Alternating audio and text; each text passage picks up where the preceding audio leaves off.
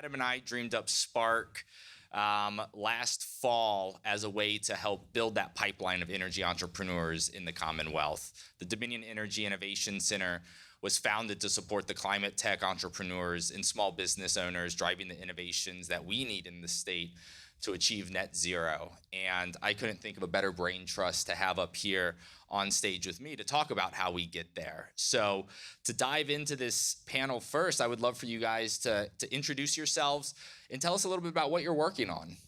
Joe, do you want to start? Sure. As I sat this morning thinking about what would I talk about, I thought about how long I've worked in nuclear power, and came up to 43 years. I started out my career as a reactor operator in the United States Navy, and I was very fortunate. I got to do a startup on a brand new nuclear power unit, took it critical for the very first time, and that sort of made the stage for my career. I've worked for Stone & Webster. I worked at Millstone Nuclear Power Station. I was there for the startup of Millstone 3. And then I spent my career, working in a variety of different jobs across engineering. But innovation has always been part of my career. I have several innovation awards for different projects that I did through my career. And so in the last 5 years, I have worked introducing innovative technologies to Dominion's nuclear plants. We've done hydrophobic coatings as a way to help maintenance.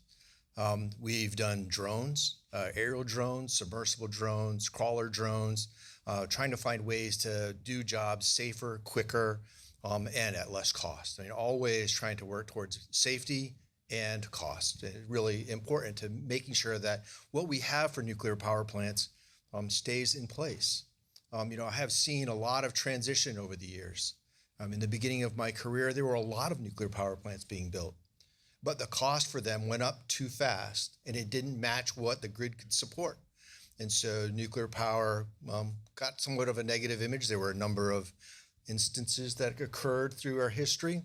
But if you look at the difference between who we were then and who we are today, in my plants I originally started on, we were lucky if we stayed at 100% power for 100 days. We would celebrate that as a victory. Today, we run breaker to breaker, 18 months at 100% power, and 90% efficient. That is remarkable considering where we started. And a good piece of that is technology, making changes in the way we do our business, looking at how we do our business, and that is what I pursue.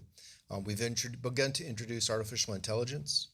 I run a monitoring and diagnostic center that uses artificial intelligence and advanced pattern recognition to make predictions about the performance of equipment, reducing down preventive maintenance, and helping us recognize something that is reduced in its performance before it fails. So really some significant changes. That's great. Thanks so much, Joe. That always on and clean power is so important to getting to net zero. Garret, please tell us about yourself. So you all already heard from me, but as a professor of product innovation here, I see that everything is tech, right? So everything has some sort of tech component to it. And as Adam said, everything touches energy, right? We use energy for everything. Everything has a tech component. In a past life, I was a tech entrepreneur. So I've been on a lot of the side of the fence that you all are on right now as a founder. I know what it's like to have an early stage company and have a bold idea and try and bring that forward. My role here at VCU now is to support all of our student founders at VCU. And increasingly, what I'm observing is the need for cross-disciplinary approaches to problem solving. So I think historically, some of our older solutions, some of those older things were done very much in a silo. We did that from one particular discipline. And I think the complexity of so many of the challenges today require us to apply so many different approaches simultaneously. And so that's why the Da Vinci Center sits at the intersection of arts, business, and engineering at VCU. So we're simultaneously building new products that have a sustainable business plan alongside great design and technology that works. At least that's the hope, right? So that's what I get to spend my time doing, is supporting all of our founders here at VCU. And it's been a phenomenal experience. That's fantastic. I always love when we have folks who are entrepreneurs themselves and think even about their work at the university as entrepreneurs. I come from a university background myself. Garret, thank you so much. Lisa. Yeah, good evening. That one's not on. No. Good evening, everybody. So I run Dominion Energy's innovation program on technology at the corporate level. And that means three things. That means I look for startup companies, like hopefully some of you in the room tonight, startup companies that are doing really innovative things on the energy side that I can fund, partner with, pilot. We find those through incubators like the Dominion Energy Innovation Center, but we also have incubators that we fund in South Carolina and Ohio. So looking for startups is the first thing. The second thing is I oversee our venture capital program, where we invest through venture capital firms that are focused on energy and investing small amounts of money in energy startups and energy companies that have promise and can help Dominion become more innovative. And the third thing is trying to find technology. So putting aside startups, putting aside venture capital, my team goes out to try and find innovative green energy technology that can help make Dominion more innovative or make our customers' lives more innovative. So my colleague already mentioned drones, small modular reactors, but at any given day, my team could be working on hydrogen, energy efficiency tech, fintech, anything that Dominion can do to become more innovative.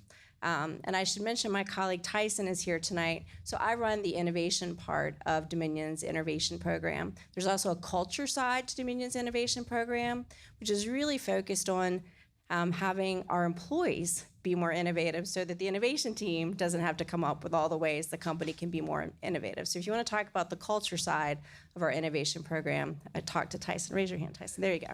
We're going to have a debate later about who Tyson belongs to. Okay. Tyson was a student in the Masters of Product Innovation here at Vinci before he went to go work for Dominion. So my team does tech, energy tech, green, clean energy tech. And I look forward to talking with you guys. Oh, great. Talk about the brain power up here and in the room. And Lisa, I actually want to jump back to you on that energy tech. So let's all just kind of get in our time travel machine and jump to 2050, right? Let's say we've met all of our climate goals. We've gotten to net zero. Yay. Hooray for us. Lisa, how did hydrogen get us there? Yeah, so in 2050, Lisa thinks that hydrogen will be being produced, used, and transported.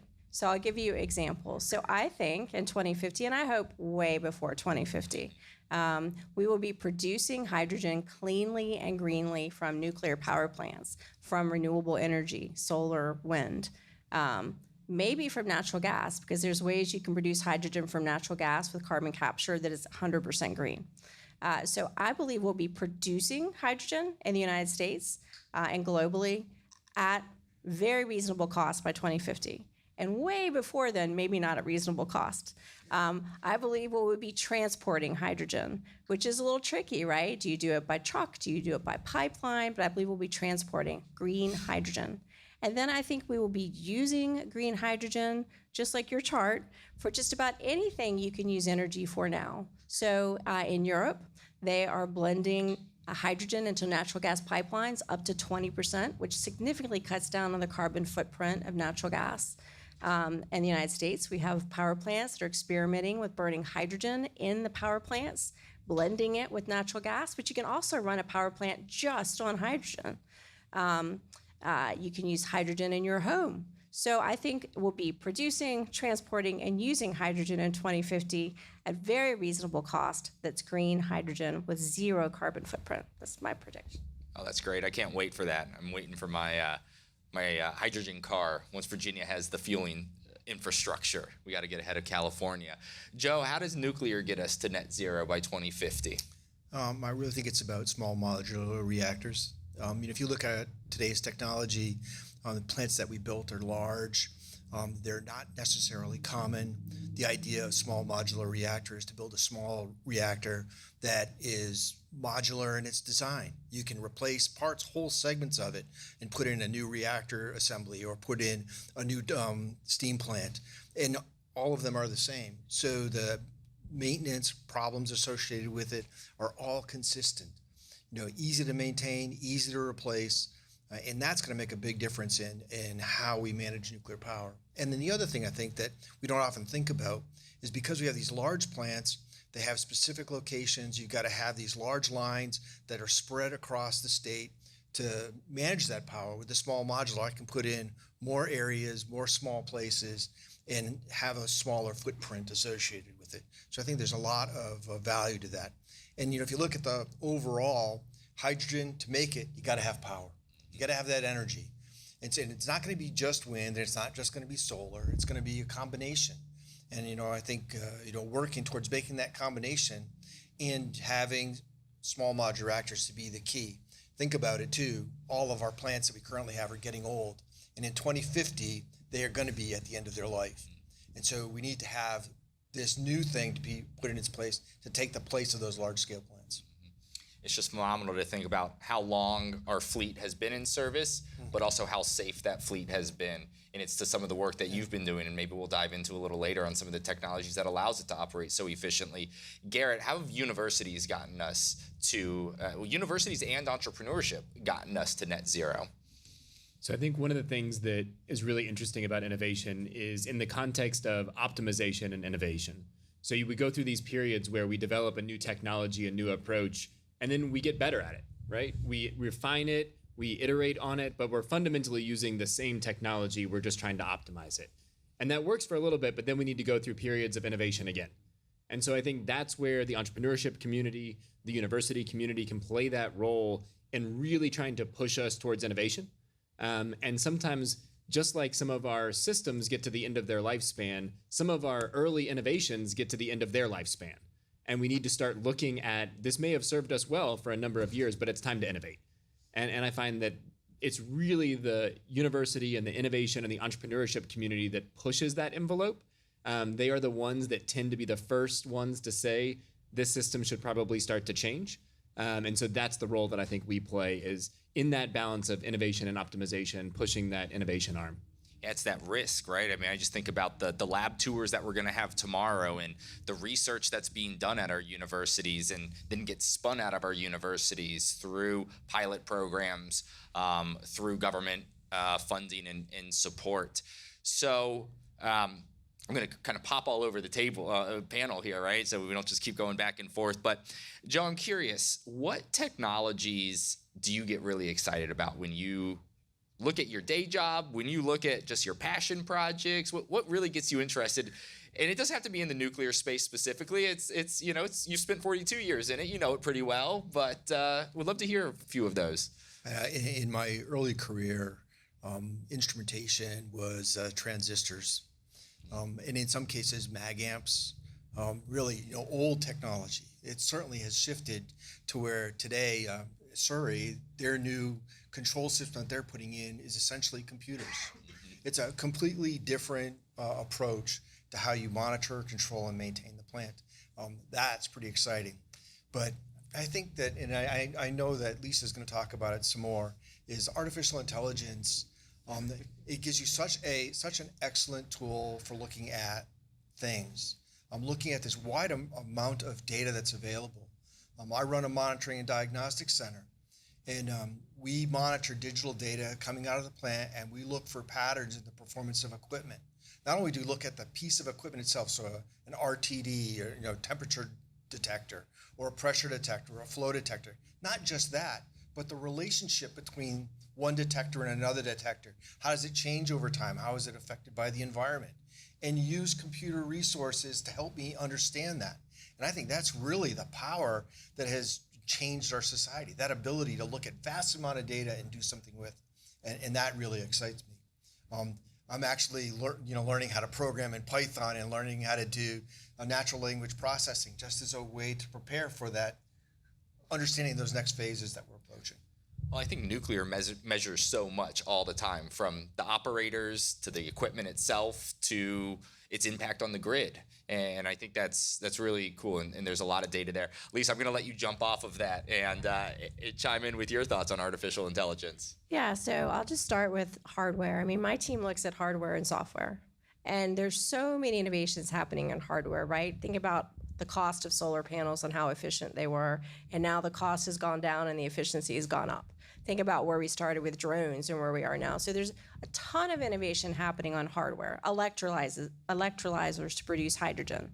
Electrolyzers are getting cheaper and better and more efficient and more powerful. And that hardware is going to happen, and that's exciting. But what I'm most excited about is really the software, data, artificial intelligence side, because I really do think it's untapped.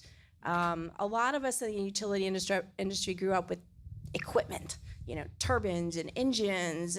And we didn't grow up with software and data analytics and artificial intelligence. So it's kind of a new frontier. And there's so many things we can do with it. I'll give you one example. So my team is doing a really deep dive right now on energy efficiency technology.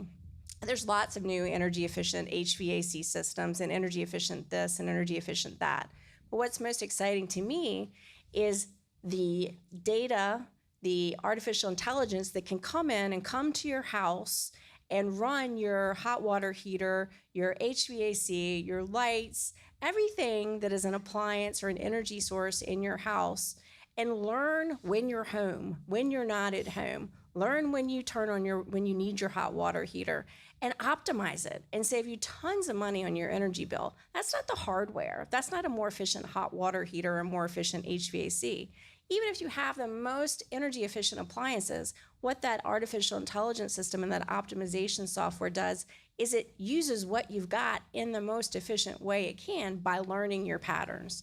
So to me, it's artificial intelligence software, even though there's awesome stuff happening with hardware. I just want to be clear, that is not Dominion coming into your house to control your house.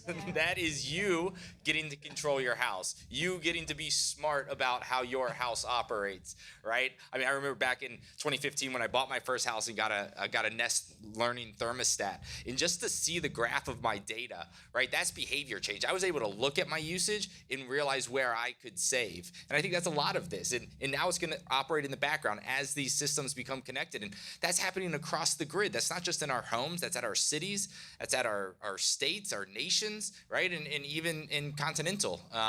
If we just think about North America as a whole. Yeah, I'll say that's not Dominion doing it. That's not even you, the resident, doing it.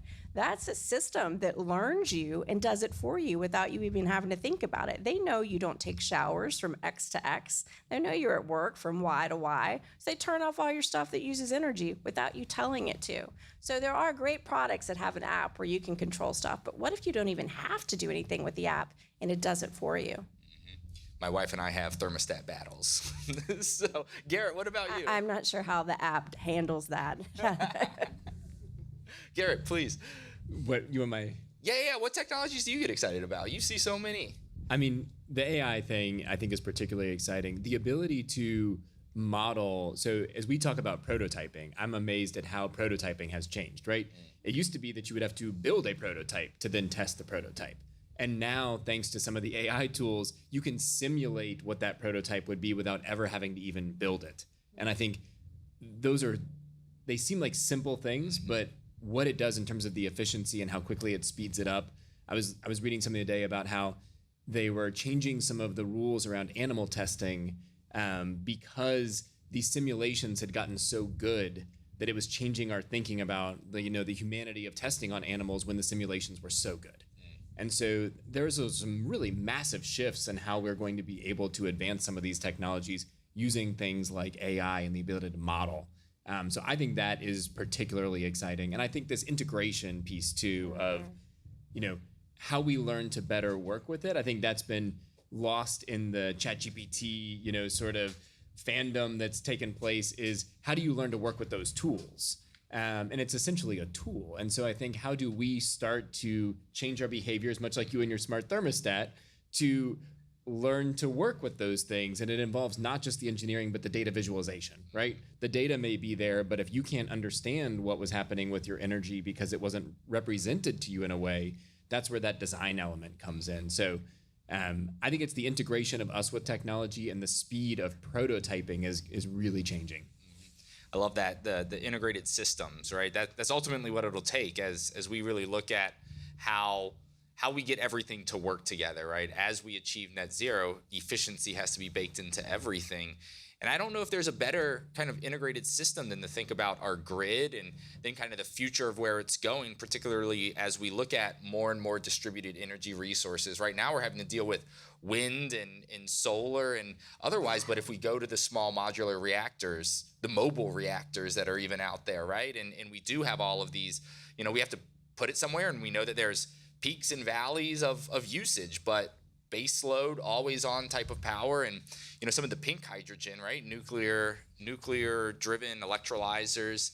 I think it particularly interesting. What do you see kind of from an integrated systems approach? Nuclear is very integrated, right? If we think of how many systems exist within one plant, it's phenomenal. I was thinking as we were having this conversation that when we did some of the original design, it was with a slide rule.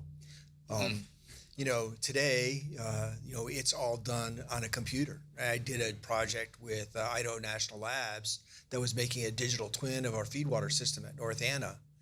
And it was able to predict the performance of the system and tell us where the weaknesses were, and also give us guidance as to where we should add additional instrumentation to make our monitoring even better.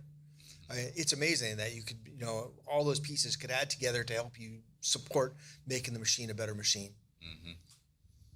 And a safer machine. And I love that you brought up the slide rule. My granddad, who was a manager at APCO, would always bust out his slide rule whenever I was over, and I still could never figure out how to read the thing. So I'm glad that better people than me did. So as we kind of look towards AI and as we look towards integrated systems and the technologies that enable those systems, from sensors to different types of materials, what are some of the kind of obstacles that these technologies might run into? Garret, from some of the kind of product innovation and product development projects that you've worked on or that you see every day at the university and with your entrepreneurs, how do these products get brought to market? So, there can be a number of challenges, right? The availability of funding is always a big one. Everybody always has big dreams, and with big dreams comes big price tags. And so that ability to start small is super important. So I think focusing on how you build those first MVPs. So I think in some ways it's scaling back. You can have a bold vision for how you accomplish this really incredible piece, but the skill set to break that down into the first couple steps. I see a lot of groups that start with this bold vision and show up and say, I need $5 million to do that. And that's not realistic. And so how do you take that $5 million plan and strip it down to say, if I had $5,000, I could test this, I could simulate this, I could model this, and then I would have this next gate. And so I think what's actually a really difficult part of the process is breaking down something really large, complex into smaller steps, into achievable stage gates that folks are willing to look at and say, I'm going to make that investment in this, and then we'll see you again in 6 months and see how you're progressing. So I think that is something, just again, for the folks here to consider thinking about, is as exciting as it is to have that really huge vision, I really like to see something that you can say, this is what we're going to be able to build and test in the next 6 months, and then show you something from which to work. And I think that's a challenge that gets overlooked.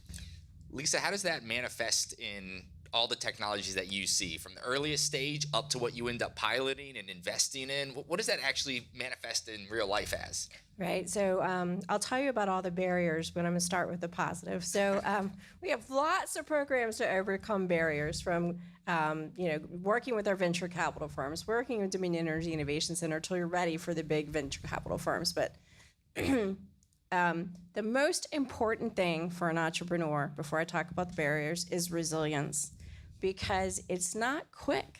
And it's not overnight. Occasionally there might be an overnight thing, but it takes a long time to develop a concept, convince people your concept is good, do a pilot, get some money, move from the pilot to a bigger pilot. So resilience is key.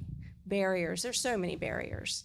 There's getting people who are used to looking at engines and turbines to think about how to use data and artificial intelligence. There's middle management. We've always done it this way. There's liking the contractors and equipment providers you've always worked with.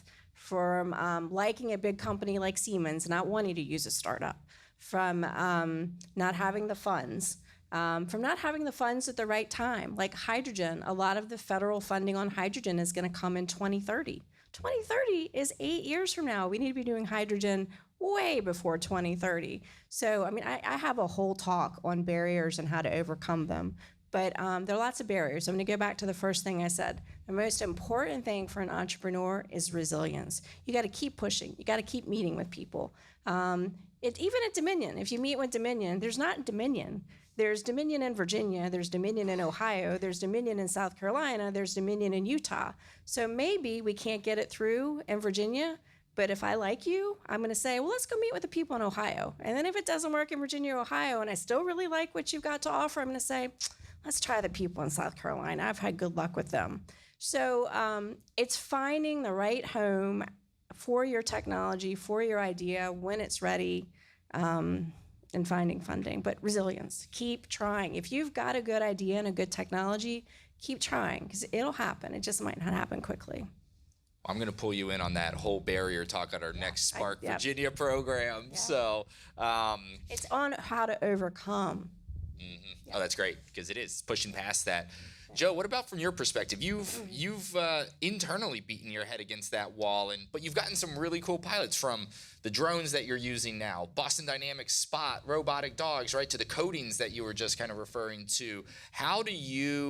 What do you look for in startups, or what do you look for in companies when they're coming to you for doing some sort of innovative project? I thought about that today. It's about relationships.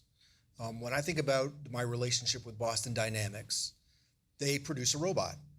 But when it comes to getting assistance from them on how I want to use their robot, they are right there.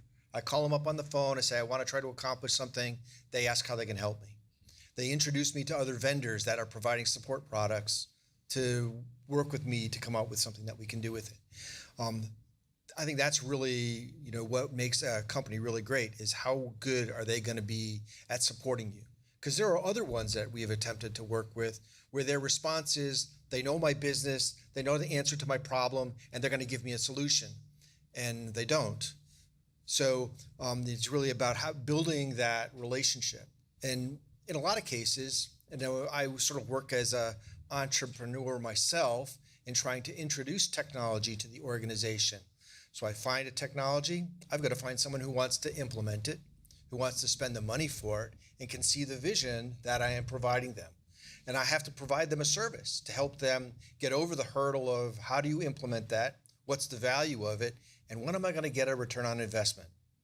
And I've been very lucky. We've had some work wonderfully well, but it does take time. We've been working with Spot now for 2 years, and we are just getting to the point where we can actually demonstrate that it can prevent people from receiving dose, that we can get data that other workers can use to reduce dose, and we don't have to send somebody in there to gather the data. Spot does it for us. But it is about that working to find the answer and then just keep working at it. AI is a great example of that. A lot of people don't believe, but when you show them the product and you show them that, yeah, I can do this, I can actually do it better than you've been doing it, they jump right on board. So, but perseverance is the key.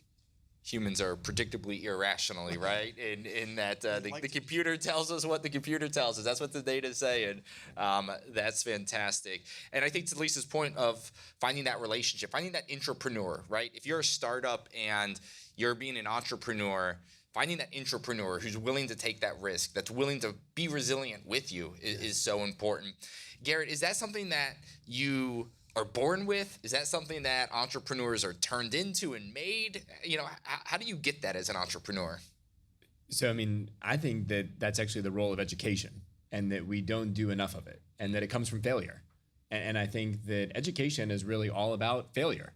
It's about taking risks. It's about knowing you don't know something going in, and trying to figure it out, and maybe not getting it right the first time, and being resilient and coming back at the problem again, and having relationships, whether it's with faculty or whether it's with mentors, and having that relationship with someone and the humility to say, I don't understand this. Can you help me? And when they help you figure out the problem, you persevere and you're able to move it forward. So I think if we do education correctly, it's all about risk-taking and problem-solving and building that resilience that allows us to be successful entrepreneurs. Most of the successful entrepreneurs I find have a whole history of failure. What actually allows them to be a successful entrepreneur is that they understand what it's like to fail and try again. And the people that I find that are the most risk averse haven't done a whole lot of failing. They've done really well in school. They got good grades. They've never been in that position of having to get up again and again and again. And so I think as much as we can create safe, and by that I mean education is a safe space for failure, you'd rather us fail when we're still at university than when we're running a plant. So this is the appropriate place to allow people to have those experiences to build more resilient entrepreneurs in the future. So interesting. Risk right? Entrepreneurship is kind of the definition of taking calculated risks, right? I love the fact that entrepreneurs aren't waking up every day and putting all the dice, right? Putting all the money all in, all the chips all in. They're taking these calculated risks throughout. But Lisa, when we have our grid and the reliability and the resilience and the always-on need, right? We have hospitals that are running on our grid. We have really important Department of Defense. We have society that's running on our grid. How do we try to marry those things up? The risk-taking of a startup, right? No one ever got fired for going with IBM, but they also may not be doing the most innovative things if they're going with IBM. So how can an entrepreneur and a utility really kind of come together in a risk, a healthy, risky way? Right. So that's a really good question. And we get that all the time as a reason we can't do innovation. Oh, we can't let the Pentagon down. We serve the Pentagon. Oh, we can't put this on the grid. It might not work. But there's so many ways around that. You do it as a pilot. You do it in an isolated area. So I'll give you an example. Our Dominion Energy Utah affiliate is blending hydrogen into a small part of their natural gas distribution system. They tested that at an isolated safety facility that was not part of the natural gas grid in Utah, tested it, made sure it worked, made sure there were no emissions, made sure it didn't affect the equipment. That went great. So they went from that isolated pilot to now they're doing it in a neighborhood. And so you sort of just have to do things in sequence. You can't automatically put some big new technology on the grid that could affect our reliability or service. You're just going to take baby steps.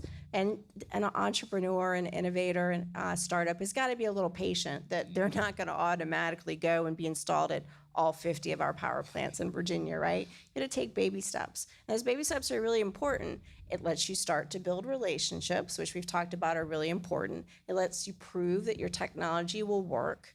And hopefully, it gets you some publicity. And I say publicity, but part of my team's job is selling startups internally, selling technology internally. My team meets with a company, learns about a technology, believes in it, and then it's our job to help the startup get sold internally, to find out who will move it forward. And so if you have the small pilot that's a win, you know, you can be like, oh, it worked, let's do it more. Or if you get a little pilot with Dominion Energy Ohio, you can say to Dominion Energy Virginia, hey, it worked at Dominion Energy Ohio, we should try it in Virginia. So sometimes those just incremental steps to showing something works before you do it at scale are incredibly important.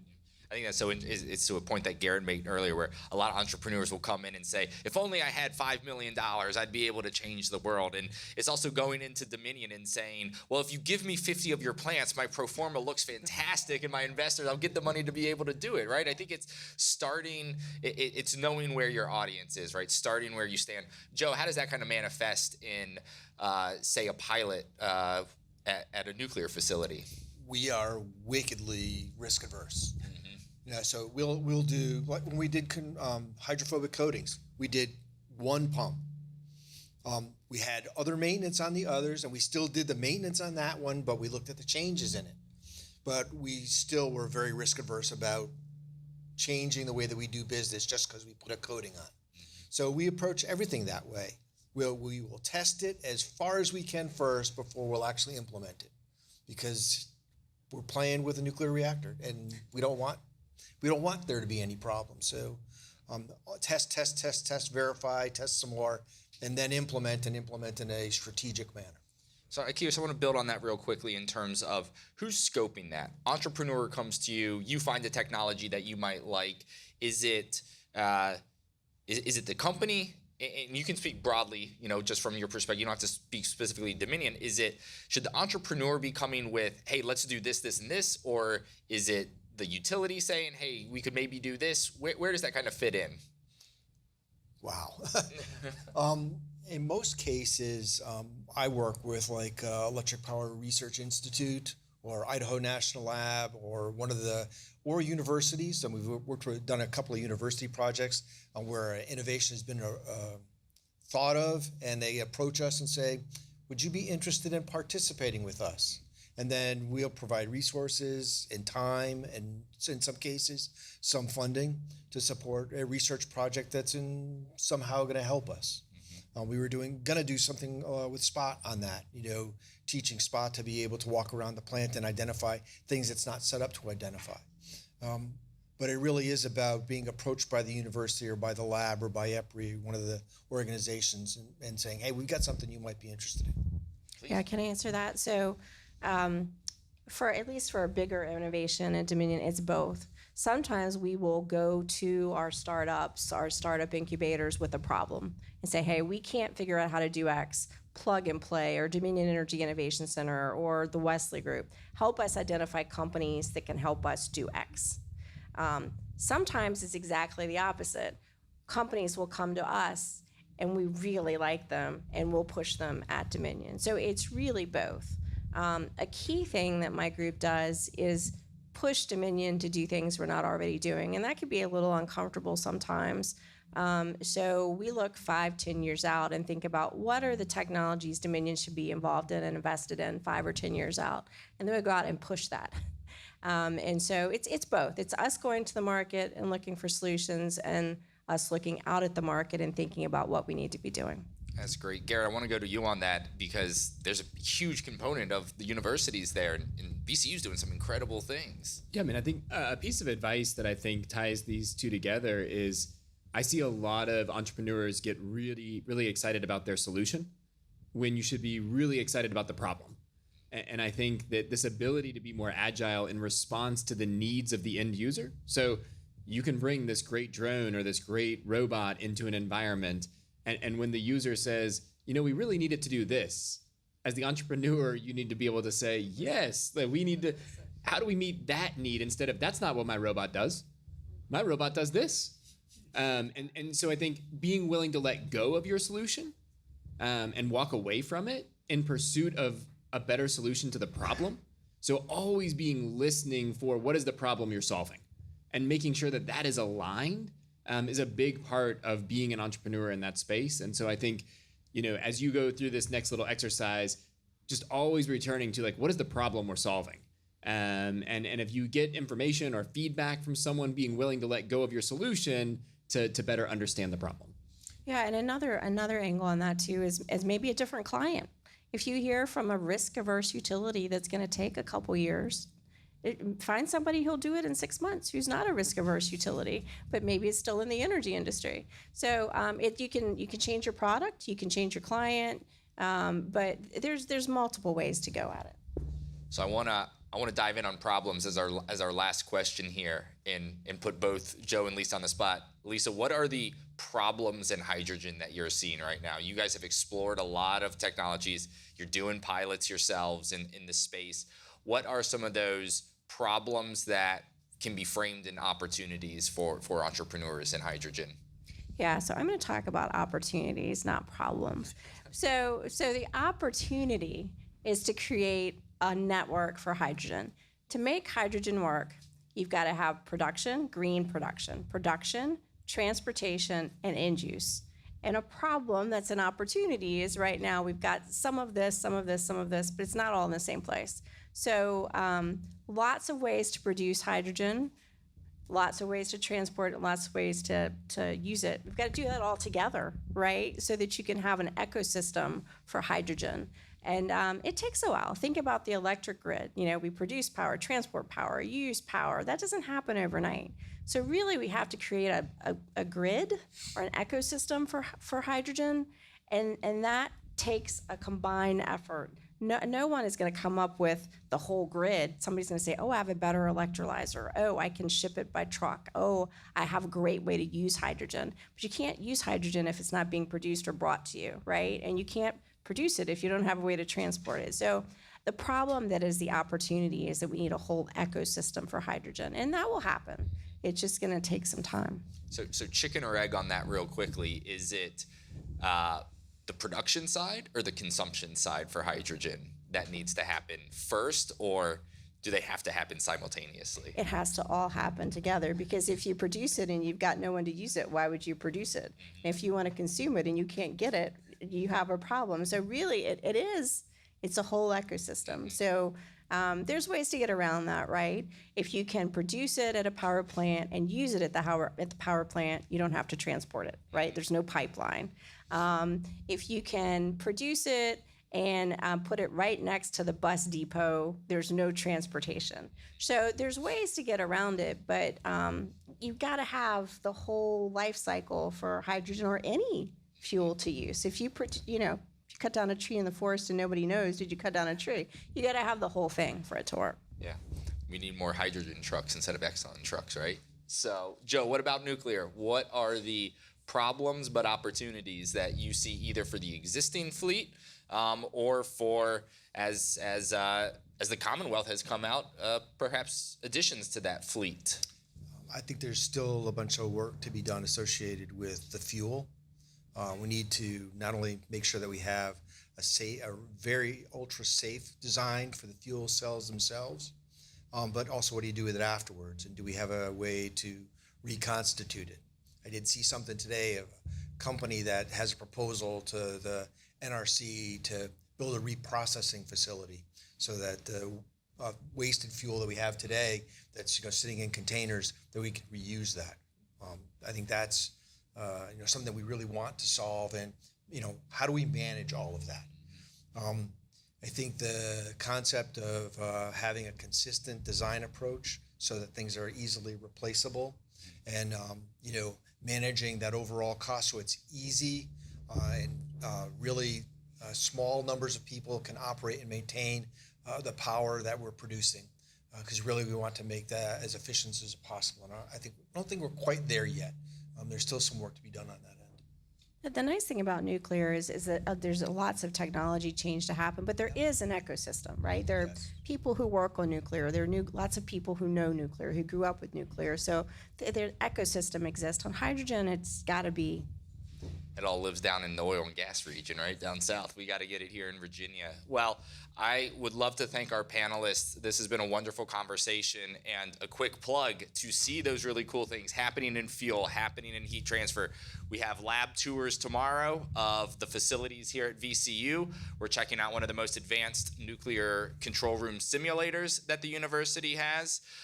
We're checking out some of the labs where they're doing fuel. They've actually been, there was just a press release the other day about some of the work that VCU has been doing with Lightbridge Corporation, which is up a Virginia company, Virginia Nuclear Fuels Company. You should check out, doing really innovative things. Seth Gray, we did a lunch and learn with him a couple of months ago that you can check out on our YouTube channel.